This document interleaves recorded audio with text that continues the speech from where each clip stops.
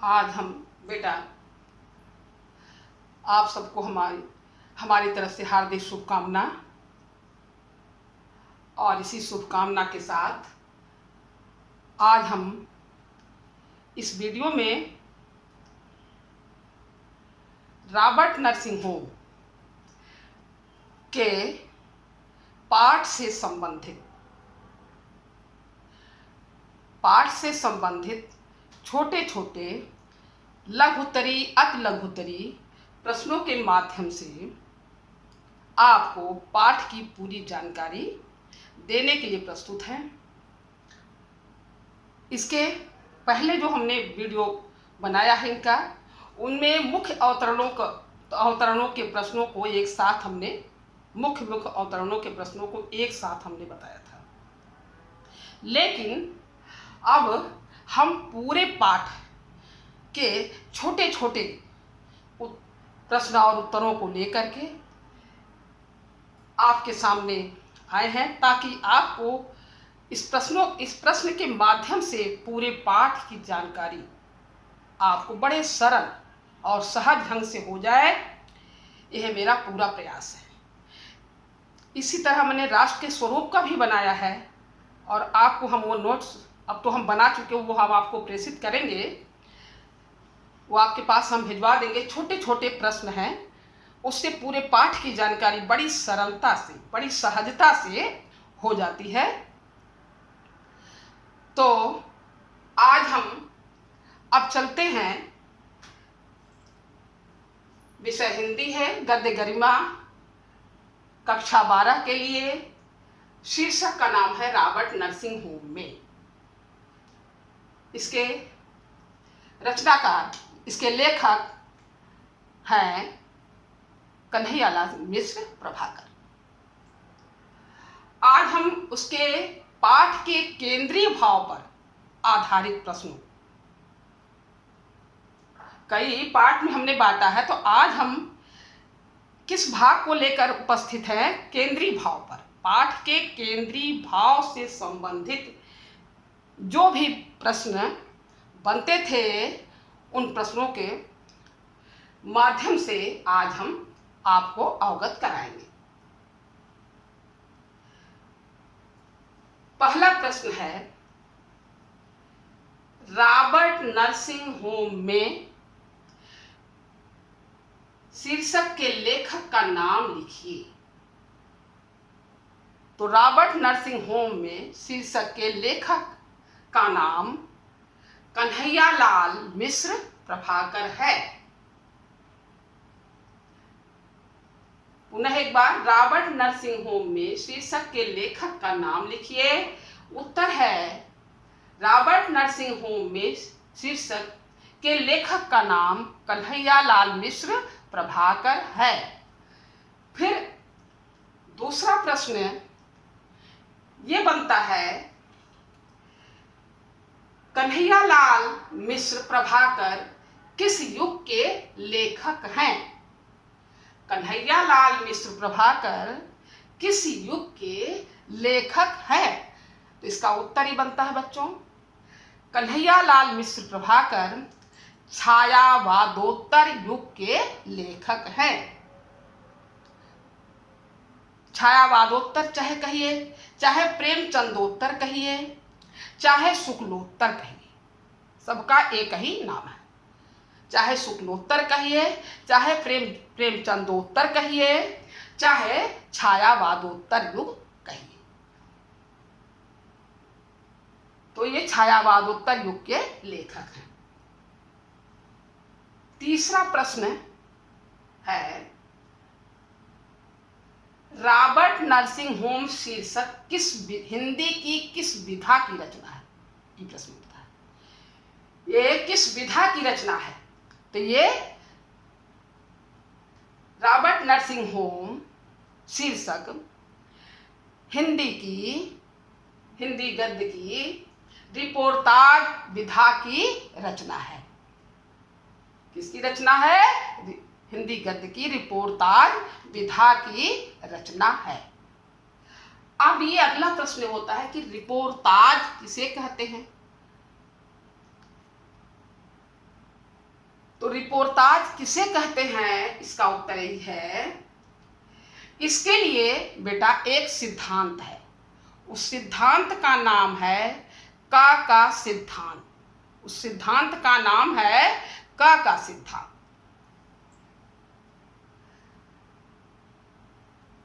उसमें है क्या, कहाँ, कैसे, कब और कौन, ये 5 हैं। क्या, कहाँ, कैसे, कब और कौन, इन 5 का जब उत्तर मिल जाता है तो रिपोर्ट पूरा माना जाता है। मतलब जो घटना घटी है वो क्या है, क्या हुआ, फिर कहाँ हुआ, वो घटना कहाँ हुई। सबसे पहला प्रश्न उठता है क्या हुआ, उसका उत्तर मिल गया। फिर दूसरा है प्रश्न उठता है कहाँ हुआ, फिर उसका उत्तर मिल गया। तीसरा है प्रश्न उठता है कैसे हुआ, जब उसका उत्तर मिल गया। फिर है कब हुआ, इसका उत्तर जब मिल गया। और किसने किया, कौन किया, किसके द्वारा हुआ, इन 5 का जब जवाब उत्तर मिल जाता है तो रिपोर्ट पूरा हो जाता है, पूरा मान लिया जाता है। वैसे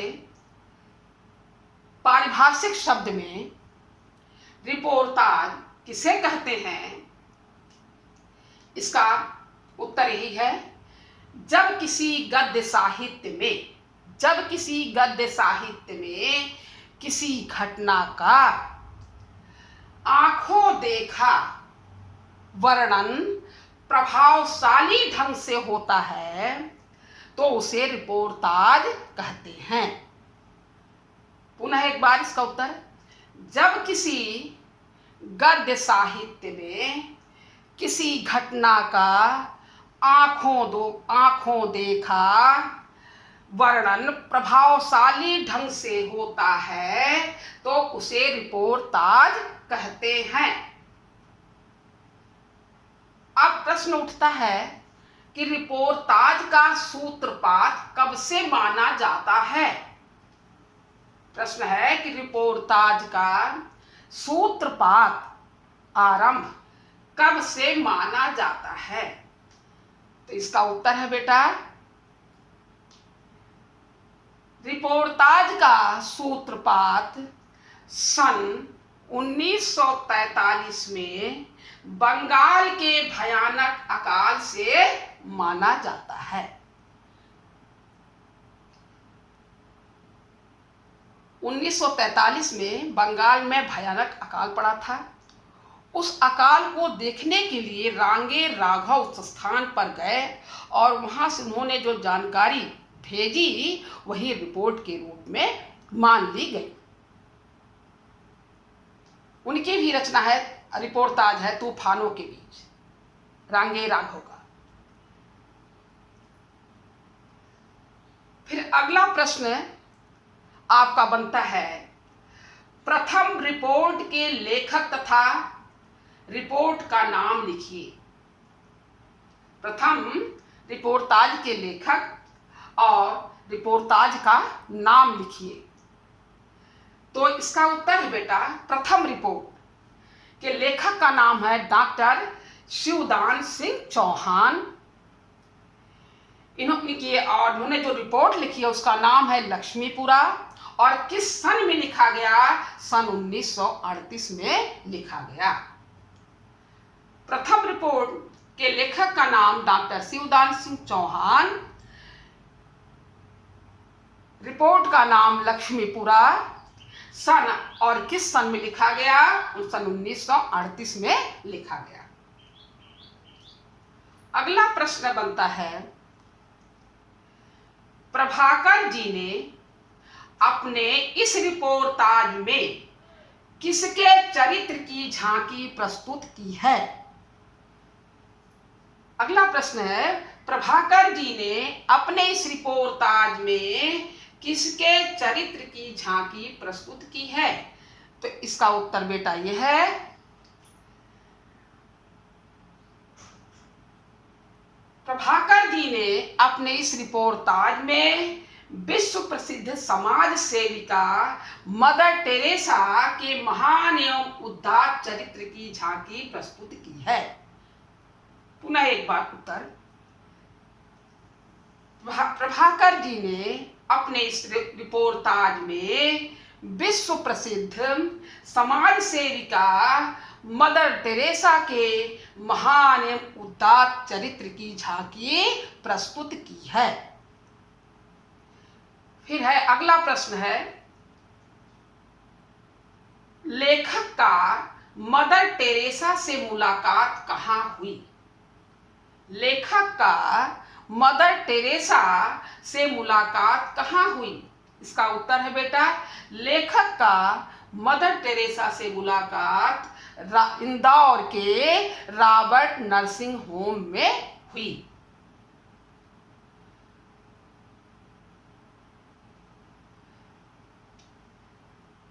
फिर है अगला प्रश्न है, मदर टेरेसा से मुलाकात करने पर लेखक पर क्या प्रभाव पड़ा? प्रश्न है, मदर टेरेसा से मुलाकात करने पर लेखक पर क्या प्रभाव पड़ा?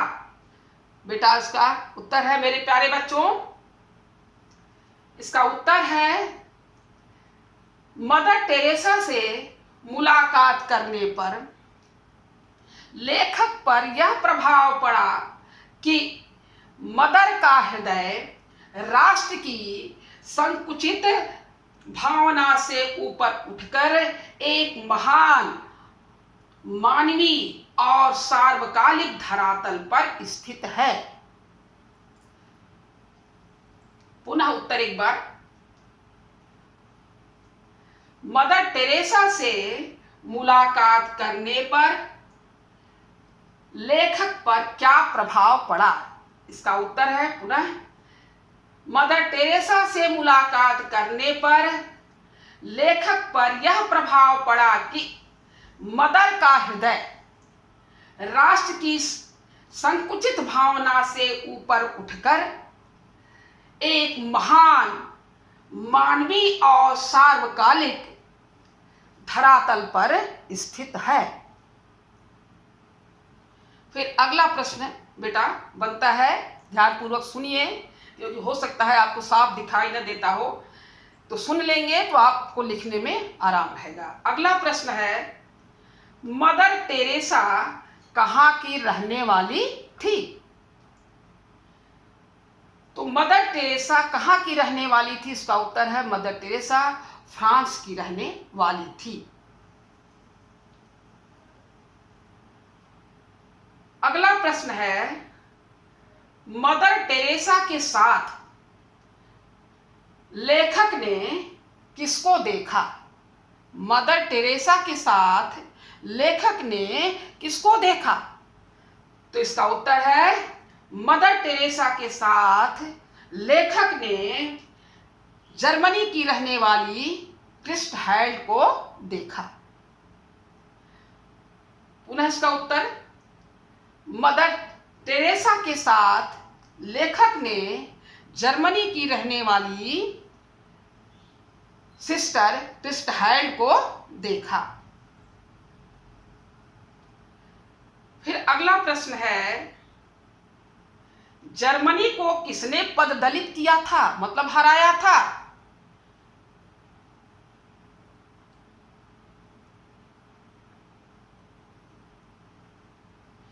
फ्रांस को, सॉरी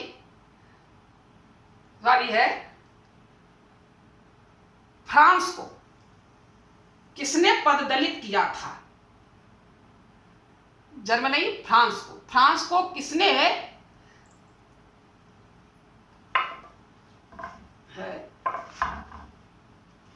फ्रांस को किसने पददलित किया था? तो फ्रांस को हिटलर ने पददलित किया था। फ्रांस को किसने पददलित किया था? फ्रांस को हिटलर ने पददलित किया था। अब अगला प्रश्न है, लेखक को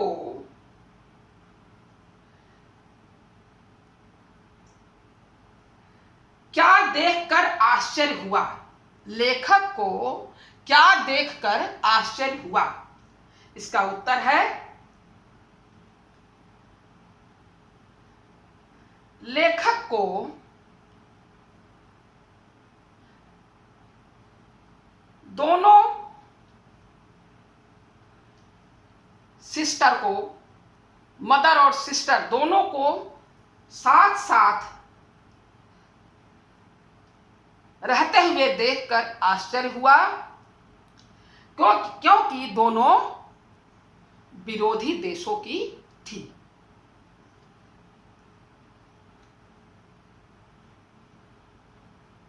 अगला प्रश्न है, लेखक की जिज्ञासा को मदर टेरेसा ने किस प्रकार शांत किया? अगला प्रश्न है, लेखक की जिज्ञासा को मदर टेरेसा ने किस प्रकार शांत किया? इसका उत्तर है बच्चों, लेखक की जिज्ञासा को मदर टेरेसा ने यह कहकर के शांत किया कि मनुष्य ने व्यर्थ ही स्वयं को चारों ओर से जाति, क्षेत्र, धर्म आदि के दायरों में कैद कर रखा है। यदि सही अर्थों में मनुष्यत्व प्राप्त करना है तो इन दायरों से बाहर निकलना होगा। पुनः ये प्रश्न है, बहुत महत्वपूर्ण प्रश्न है। लेखक की जिज्ञासा को मदर टेरेसा ने किस प्रकार शांत किया? इसका उत्तर है, लेखक की जिज्ञासा को मदर ने यह कहकर के शांत किया कि मनुष्य ने व्यर्थ ही स्वयं को चारों ओर से जाति, क्षेत्र, धर्म आदि के दायरों में कैद कर रखा है। यदि सही अर्थों में मनुष्यत्व प्राप्त करना है तो इन दायरों से बाहर निकलना होगा। अब ये आपका प्रश्न केंद्रीय भाव पर जितने भी प्रश्न बन सकते थे ये पूरा आपका हो चुका। आज बस इतना ही, फिर अगले वीडियो।